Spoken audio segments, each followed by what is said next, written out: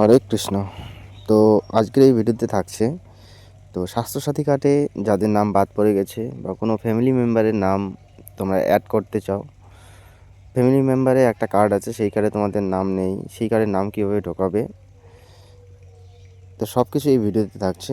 তো এর জন্য তোমাদের সর্বপ্রথম চলে যেতে হবে গুগল ক্রোম ব্রাউজারে, গিয়ে জাস্ট স্বাস্থ্যসাথী কার্ড লিখে একটা সার্চ করবে, বা স্বাস্থ্যসাথী.gov.in লিখে সার্চ করলে কিন্তু এই অফিসিয়াল পেজ চলে আসবে। তারপরে অ্যাপ্লাই অনলাইন অপশনে ক্লিক করে সেখান থেকে তোমরা ফর্ম অ্যাপ্লাই অনলাইনে যখনই তোমরা ক্লিক করবে তখন একটু নিচের দিকে দেখতে পারবে ফর্ম এ।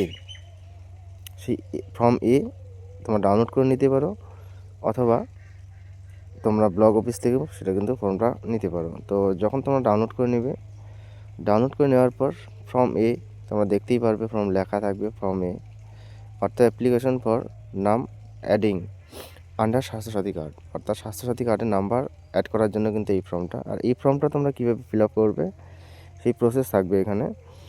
তো প্রথমেই তোমরা দেখতে পারবে ডিস্ট্রিক্টের হয়ে ডিস্ট্রিক্ট বসিয়ে দিবে,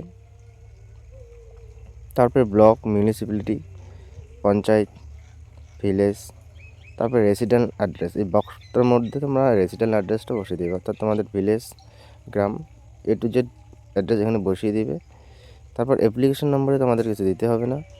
সাইডে দেখতে পারবে নেম অফ দ্য বেনিফিশিয়ারি, সেখানে বেনিফিশিয়ারির নাম, তার ফাদার্স নাম বসিয়ে দিবে। আর এই বেনিফিশিয়ারির ক্ষেত্রে কিন্তু সবসময় মহিলার নাম হবে, এটা কিন্তু আপনাদের মাথায় রাখতে হবে, ঠিক আছে? তো তারপরে তোমরা ইউআরএন নম্বর যেটা দিয়ে দেবে, ইউআরএন নম্বর মতলব স্বাস্থ্যসাথী কার্ড, সেখানে স্বাস্থ্যসাথী কার্ডের নম্বর বসিয়ে দেবে।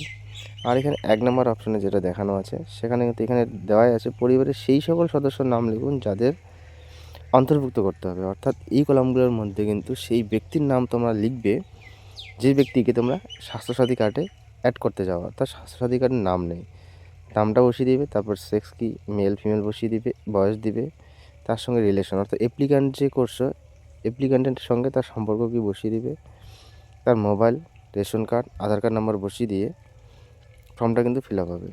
আর এই যে সিগনেচার, এখানে কিন্তু তোমাদের কিছু বসাতে হবে না, যেখানে টিক মার্ক দিলাম সেখানে কিন্তু তোমার সিগনেচার করে দিবে, অর্থাৎ বেনিফিশিয়ারি যে আবেদন করতেছে, ঠিক আছে? সব কিছু কমপ্লিট হওয়ার পর এই ফর্মটার সঙ্গে আধার কার্ড ও রেশন কার্ডের জেরক্স কপি তোমরা অ্যাড করে দিবে, এখানে অ্যাটাচ করে সেটা ব্লক অফিস বা তোমরা দুয়ারে সরকারে জমা করলেই কিন্তু তোমাদের নাম স্বাস্থ্যসাথী কার্ডে অ্যাড হয়ে যাবে।